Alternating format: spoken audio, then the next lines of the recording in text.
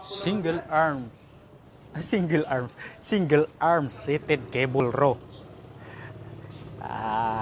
Yan ang yung sinasabi ko. Dito ako nag-uumpisa kahapon kaya yung ginawa ko sa latch pull down cable pa rin. Doon diyan pa rin na area.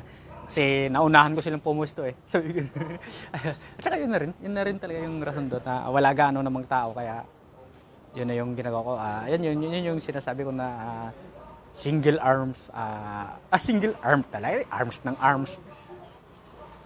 Single arm seated row.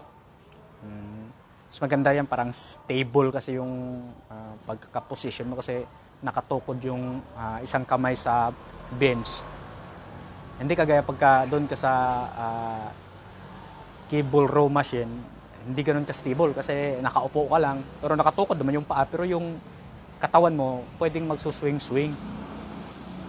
Kasi nga, tawag nito, nakaupo ka lang. Dito kasi nakatukod eh. Pagka i-stretch mo ng todo yung kamay mo, hindi sumasama yung hips. O ano pa bang rason doon? Basta yun na yun. Hindi naman ako nagtuturo ng workout. Basta pinupost ko lang yung mga workout ko. Yan yung mga ginagawa ko. Epektibo. Kung nag-improve ako dyan, pwede natin masabing epektibo sa akin. Pero sa inyo, hindi ko masabi. Basta may kanya-kanya tayong style, technique, o ano pa man. Let's go.